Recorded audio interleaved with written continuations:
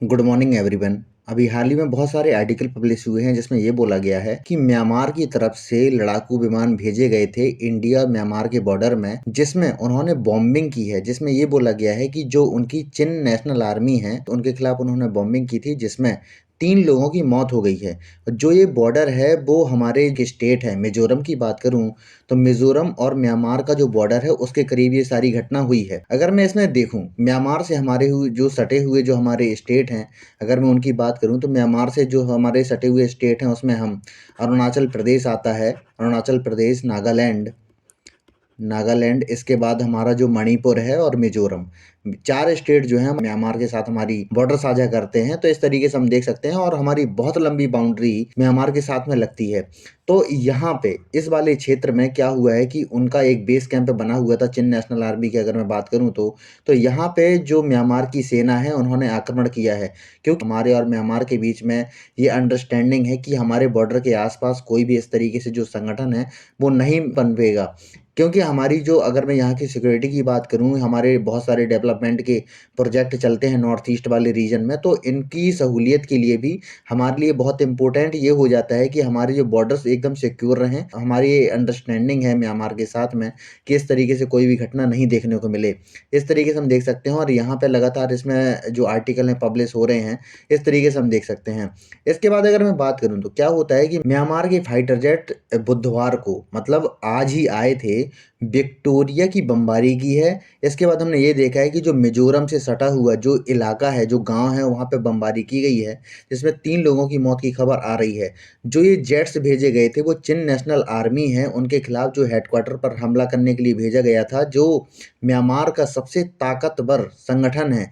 क्योंकि ये एक विद्रोही टाइप का संगठन है, क्योंकि वहां पे तख्ता पलट जिस तरीके से हुआ है उसको वहां पे खत्म करने के लिए और डेमोक्रेसी लाने के लिए वहां पे ये संगठन काम करता है।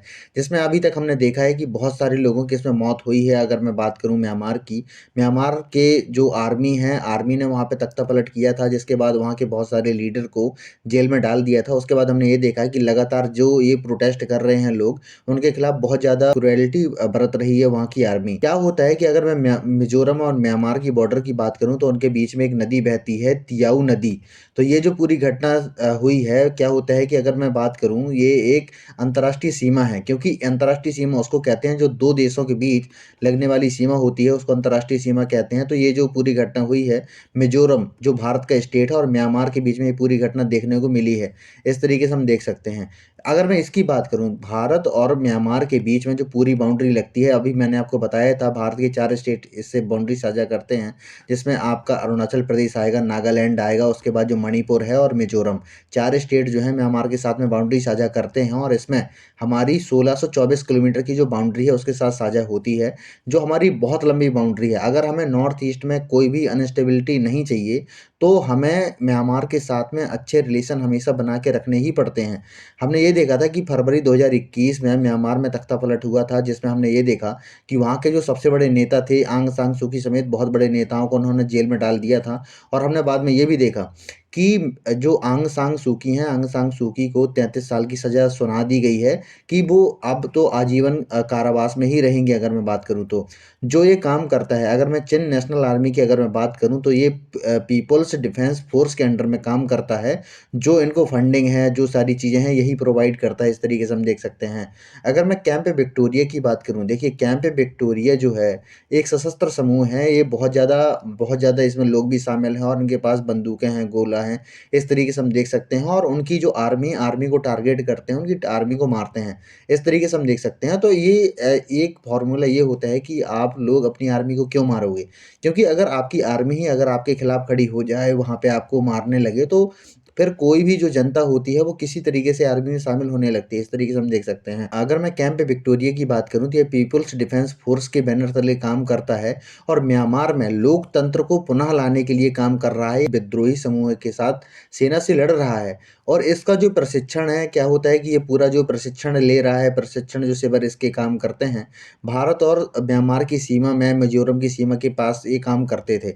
इस तरीके से हम देख सकते हैं। और इसमें जो बताया जा रहा है कि लगभग इसमें जो सैनिक सैनिक हैं, लगभग जो इनके विद्रोही हैं, लगभग 3000 इनकी जो संख्या है बताई जा रही है, जो ये काम करते हैं। अगर मैं इसकी लोकेशन की वाइज़ बात करूँ तो ये काम करने वाले जो ये संगठन हैं, वो म्यांमार के नॉर्थ में काम करते हैं। यहाँ पे इनकी बहुत बड़ी आबादी और ये जो बॉर्डर वाला इलाका है, यहाँ पे ये काम करते हैं। क्योंकि क्या होता है कि जब से म्यांमार में तख्तापलट हुआ है, ये इन लोगों को ढूँढ-ढूँढ के ये लोग मार रहे हैं, इस तरीके से हम देख सकते हैं। और भारत के लिए क्या होता है कि भारत के लिए म्यांमार बहुत ज़्यादा इम्पोर्टेंट है, क्योंकि भारत के साथ पहली बात तो बहुत बड़ी लैंड बाउंड्री साझा होती है, दूसरी बात हमारी जो नॉर्थ ईस्ट के लिए जो ये वाला जो जंक्शन है, अगर मैं नेपाल, भूटान और बांग्लादेश वाला ये जंक्शन है, तो यहाँ पे जो हमारी अगर मैं बात करूँ, हमारा निकलने वाला चिकन नेक इसको बोलते हैं, तो इसकी जो अगर मैं विड्थ की बात करूँ, चौड़ाई की बात करूँ, तो ये 16 किलोमीटर हो जाती है, जो बहुत ही कम है। कभी अगर यहाँ पे कोई भी दिक्कत होती है या इस पॉइंट को कभी चोक किया जाता है, तो हमारे लिए म्यांमार का जो रास्ता है, बहुत इम्पोर्टेंट हो जाता है। इसलिए हमारे जो रिश्ते हैं म्यांमार के साथ में, बहुत अच्छे बने रहने बहुत ही इम्पोर्टेंट है, क्योंकि हमारा जो नॉर्थ ईस्ट वाला रीजन है, अगर उसको हमें बहुत ज़्यादा मेंटेन करना है, वहाँ पे इंफ्रास्ट्रक्चर बिल्ड करना है, वहाँ पे मतलब बहुत अच्छी सहूलियत प्रोवाइड करनी है, इंटरनेट बाकी सारी चीज़ें भी अगर कनेक्टिविटी अगर हमें प्रोवाइड करनी है, तो हमारा म्यांमार के साथ में जो रिलेशन है, बहुत अच्छा होना चाहिए। हाल ही में हमने देखा है कि जिस तरीके से वहाँ पे प्रोटेस्ट बढ़ रहे हैं, तो वहाँ की आर्मी से भी ये चीज़ें कंट्रोल नहीं हो पा रही हैं। इस तरीके से हम देख सकते हैं। अभी हाल ही में हमने देखा था कि भारत और म्यांमार के बीच में कालादान मल्टी मॉडल प्रोजेक्ट में काम हो रहा है, जो जो ट्रांज़िट है, अभी काम करने के कगार पे है, जो भारत की कनेक्टिविटी बढ़ाएगा म्यांमार के साथ में। और इसमें 3 देश इसमें काम कर रहे हैं, जिसमें इंडिया, म्यांमार और जो थाईलैंड इसके अंडर काम करेंगे। इसमें हम ये देखें कि जो हमारी चिकन नेक वाली रेखा है, इसकी इससे आत्मनिर्भरता कम करने के लिए हमारे जो म्यांमार के साथ में रिलेशन है, लगातार इसमें बिल्ड हो रहे हैं। जिसके बाद हमने ये भी देखा है कि जब से म्यांमार में तख्तापलट हुआ है, तो भारत की तरफ से इसमें कोई भी रिएक्शन नहीं आया है। इसके बाद भारत का जो कालादान प्रोजेक्ट में काम हो रहा है, इसके बाद हमने यहाँ पे जो सेतवे पोर्ट है, इसको भी बिल्ड किया है। इसके बाद जो हमारी कनेक्टिविटी है मिज़ोरम के साथ में, इसको बढ़ाई जाएगी, जिससे हमारे जो नॉर्थ ईस्ट वाले बहुत सारे जो क्षेत्र हैं, यहाँ पे जो सप्लाई चेन है कभी बाधित ना हो। इस तरीके से हम देख सकते हैं, अगर कभी ज़रूरत आन पड़ी, तो हम यहाँ पे जो सप्लाई चेन है, खाना है, अगर कभी असलहा बारूद भी हमें लेके जाना पड़ा, तो जो कालादान नदी है, कालादान नदी के थ्रू हम लेके जा सकते हैं। और इसमें जो रोड कनेक्टिविटी है, इसका भी इस्तेमाल किया जाएगा और इसमें नदी का भी इस्तेमाल किया जाएगा। इस तरीके से हम देख सकते हैं। इसके बाद अगर मैं बात करूँ, तो क्या होता है कि भारत के कालादान प्रोजेक्ट में इसमें 33 पुल हैं, जिसमें 8 भारत में हैं, 25 म्यांमार में, इस तरीके से बनाए जा रहे हैं, जो हमारी जिसके बाद अगर कोई भी दिक्कत आती है, तो भारत के टैंक हैं, बख्तरबंद जो गाड़ियाँ हैं और जो भारी जो साजो-सामान है, उसको पहुँचाया जा सकता है। अगर मैं इस प्रोजेक्ट की बात करूँ, तो ये सेतवे पोर्ट इसमें हमने बिल्ड किया है, जिसमें हम ये बोलेंगे कि कोलकाता से सेतवे पोर्ट तक की जो दूरी है, 539 किलोमीटर की दूरी है। और यह कालादान नदी के ज़रिए 158 किलोमीटर की दूरी तय की जाएगी। इसके बाद हम 129 किलोमीटर की जो दूरी है, सड़क मार्ग से तय करेंगे। इसके बाद हम ये देखेंगे कि ये पूरा जो प्रोजेक्ट है 900 किलोमीटर के अंतर्गत आता है, जिसमें हम इंडिया, म्यांमार और थाईलैंड को इसमें शामिल करते हैं।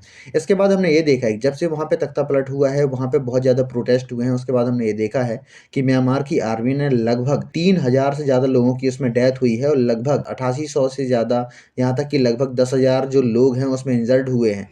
लगातार वहाँ पे लोगों को मारा जा रहा है, जो भी वहाँ पे प्रोटेस्ट करते हैं, वहाँ पे जेल में डाल दिया जाता है।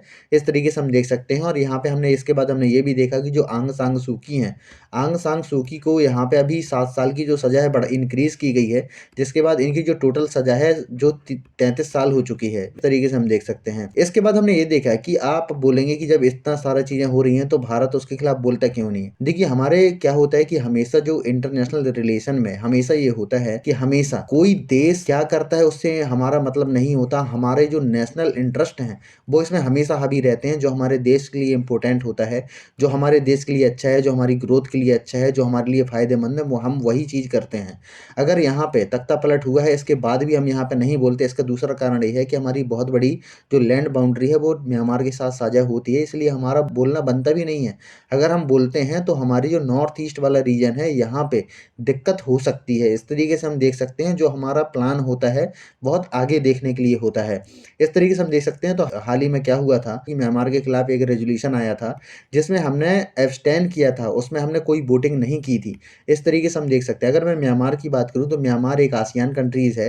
इसके नज़रिए से भी हमारे लिए वो बहुत इम्पोर्टेंट रखता है, क्योंकि जो आसियान कंट्रीज़ हैं, इनके साथ हमारे जो व्यापारिक संबंध हैं लगातार इंक्रीज़ हो रहे हैं, तो हम म्यांमार के साथ में इस तरीके से कोई भी दिक्कत खड़ी नहीं कर सकते। इस तरीके से हम देख सकते हैं तो अभी तक आपको ये समझ में आ गया होगा। अभी एक करंट अफ़ेयर का क्वेश्चन भी है कि जो नाटू नाटू आरआर फ़िल्म का जो गाना है नाटू नाटू, इसको गोल्डन ग्लोब्स अवार्ड से सम्मानित किया गया है, जो इंडिया ही नहीं, एशिया का पहला गोल्डन ग्लोब अवार्ड है। इस तरीके से हम देख सकते हैं। तो आशा करता हूँ कि आपको वीडियो अच्छा लगा होगा। अगर आपको वीडियो अच्छा लगा हो तो प्लीज़ इसको लाइक कीजिए, सब्सक्राइब कीजिए एंड शेयर कीजिए। धन्यवाद।